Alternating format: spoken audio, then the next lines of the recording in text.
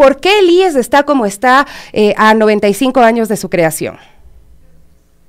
¿Qué tal? Buenos días, un saludo a la gente que nos ve y nos escucha, gracias a Pichincha Universal. Bueno, sí, 95 años de la Seguridad Social, importante lo que ustedes mencionaban ya, que nació como una caja de pensiones, posteriormente en la misma década de los 30 aparece el servicio de salud, y claro, el servicio de salud es un servicio complejo. Es un seguro que entenderlo lleva tiempo, técnicamente hablando es un seguro de prima y siniestro, un seguro en donde tienen derecho a atención a aquellos que pagan una prima. Es decir, funciona en principio como debería funcionar un seguro privado. La diferencia con el seguro social es este componente solidario, y el componente solidario viene dado porque el aporte es un porcentaje del ingreso que tienen las personas. Entonces, el que menos ingreso tiene paga menos, el que más ingreso tiene paga más, pero al fin del día es un seguro de prima y siniestro.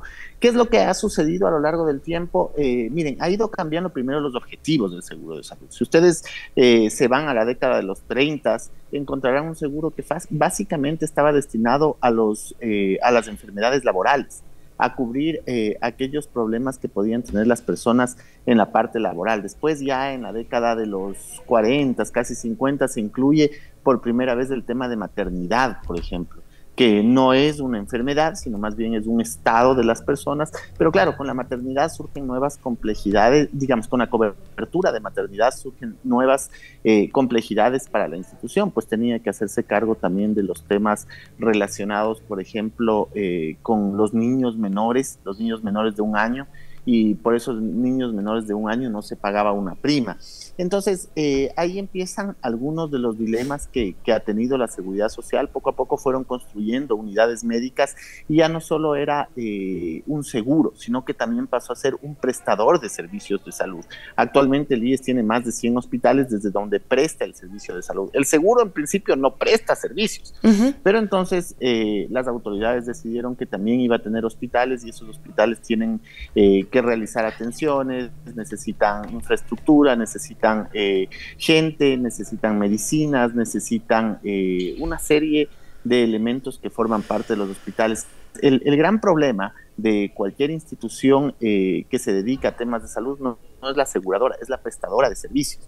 Y ahí encontramos algunas deficiencias porque, claro, eventualmente ha ido creciendo la cobertura. Si ustedes van a la década de los 60, surge el Seguro Social Campesino, con el cual evidentemente también suman los beneficiarios, no tanto los aportantes, porque con el jefe de familia se atiende toda la familia. Uno puede decir, este tiene un componente muy solidario, sí, pero al fin del día las primas empiezan a ser insuficientes para cubrir con la cobertura total de salud que tienes. Después, bueno, algunos temas en el seguro de salud que han sido complejos ya en la época moderna. Bueno, antes de la época moderna también se decidió que los jubilados no paguen una prima por salud, porque habían tenido ya como un proceso de abono durante toda su época de activos. Pero recordemos nuevamente que el seguro de salud es de prima y siniestro. Entonces, se han ido generando más beneficiarios que aportantes, y ahí está el problema.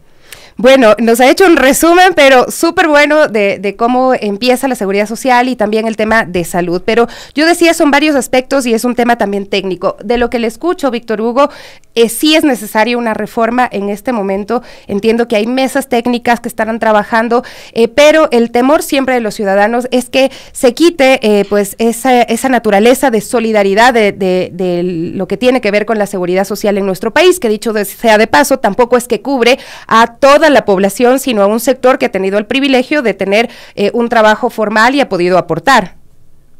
Usted lo ha dicho, Sofía, realmente la cobertura está en 3 millones de aportantes, más allá de que la población económicamente activa está formada por 8 millones de personas. Entonces hay 5 millones que no tienen la oportunidad de tener un empleo adecuado con afiliación a la seguridad social. Después yo creo que hay que pensar una reforma integral en el seguro de salud. Hay que realmente repensar si el IES debe ser un prestador de servicio o simplemente debe externalizarlo el servicio y crear una entidad aparte del IES que se encargue de la administración de los hospitales, porque la aseguradora tiene un conflicto de intereses desde el inicio. Como aseguradora busca reducir la siniestralidad, mientras que quienes administran los hospitales buscan tener mayor cantidad de pacientes que atender. Entonces ahí hay un conflicto de intereses. entre la aseguradora y los hospitales. Y después de eso, pues usted tiene efectivamente cómo conservar los derechos haciendo, digamos, el problema de fondo es cómo conservar los derechos de las personas haciendo que el presupuesto sea sostenible. Creo que ese es el gran reto que enfrenta la comisión que busca reformar la seguridad social en términos de salud. Estimado Víctor Hugo, ¿cómo está? Le saluda Viviana Erazo. Usted ya lo ha dejado claro, ¿no? El IES prácticamente fue creado con la idea de la solidaridad.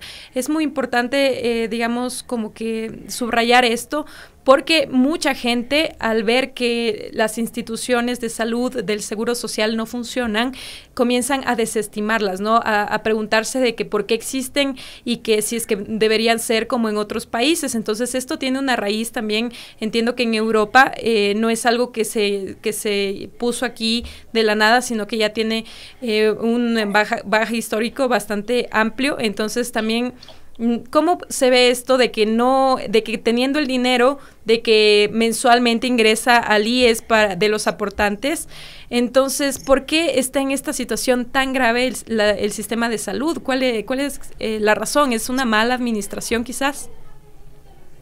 Hay que tener en cuenta que los aportes que llegan de los afiliados van para 5 seguros y 2 fondos. Es decir, del 20,6% que la gente aporta, eso cubre el seguro de salud, el seguro de riesgos de trabajo, el de invalidez, vejez y muerte, el seguro de desempleo y finalmente tiene solidaridad con el Seguro Social Campesino. Aparte tiene el fondo de reserva. Entonces lo que llega de los aportes al seguro de salud es alrededor del 5%. Y ese 5% es aportado por 3 millones de personas, mientras usted tiene alrededor de 7 millones de beneficiarios. Es decir, los 3 que aportan más 4 que no aportan. Entonces, como usted ve, el número de beneficiarios es mayor que el número de personas que aportan y en ese sentido, pues, el fondo que se crea de primas para cubrir eventuales siniestros no acaba siendo suficiente. Es decir, es más la cantidad de personas que tienen siniestros que la cantidad de personas que aportan en un año y eso va generando un déficit que genera problemas de liquidez al principio y que puede transformarse en un problema de solvencia en el seguro. Es decir, resolver el problema es complejo porque si bien hay una crisis, digamos, si bien eventualmente pueden haber problemas de administración, de fallas de logística y tal en cada uno de los hospitales, no es menos cierto que hay un problema de liquidez y solvencia en el seguro de salud. Bueno, cuando uno ve también lo que pasa con las aseguradoras privadas y lo que también ocurre en otros países, por ejemplo como Chile con las AFPs, también se pregunta cuál es el modelo más exitoso, cuál sería la opción que podríamos tener, ¿no? Los ciudadanos. Pero si uno se fija en Ecuador, en las cifras por lo menos disponibles, las aseguradoras privadas tienen utilidades. Evidentemente cobran muchísimo más que lo que podría pagar las personas que ganan un sueldo básico, por ejemplo, en el Ecuador, pero es decir, hay plata, sí hay plata y tal vez es necesario que empiece a administrarse también de mejor forma. Hoy vemos estas mesas técnicas y las propuestas que hemos escuchado son, por ejemplo, mayor aportación, son, por ejemplo, jubilación con mayor edad y esto no sé cómo usted lo analiza o que ha podido conocer también de los estudios que se han hecho sobre la seguridad social. Ese es un tema que tiene que ver con el seguro de pensiones, el seguro de invalidez, vejez y muerte. Efectivamente, ahí hay 2 modelos claramente definidos. Estimada Sofía, está el de capitalización individual como el chileno y el de ahorro y reparto como el ecuatoriano. Desde mi óptica, el sistema más solidario es el sistema de ahorro y reparto, es un sistema que permite que la gente pueda tener una mejor pensión con un mínimo y un máximo, es decir, con un suelo y un techo. ¿Cuáles son las ventajas y desventajas? Bueno, la desventaja siempre va a ser que en términos financieros es un sistema más complejo porque es piramidal en el sentido de que trabaja con los aportes de los actuales activos para pagar las pensiones de los jubilados, con la expectativa de que el día de mañana nuestros hijos trabajen y se afilien a la seguridad social y paguen nuestras pensiones.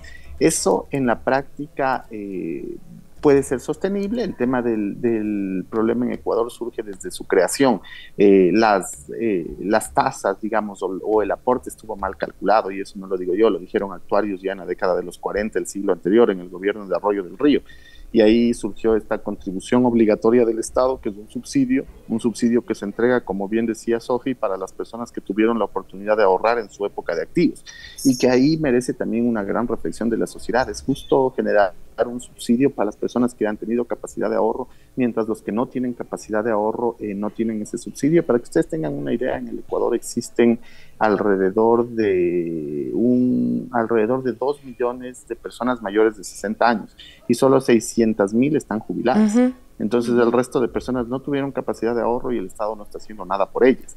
Entonces es un sistema que hay que pensarlo desde la perspectiva solidaria, pero hay que analizar la arista financiera sin duda alguna, y a propósito de eso generar reformas, como yo siempre digo, generar reformas sobre todo para la población joven, para la población menor de 40, 45 años. Claro, porque nosotros nos estamos preguntando, Víctor Hugo, si nuestras aportaciones realmente nos van a rendir y si vamos a poder jubilarnos, ¿no?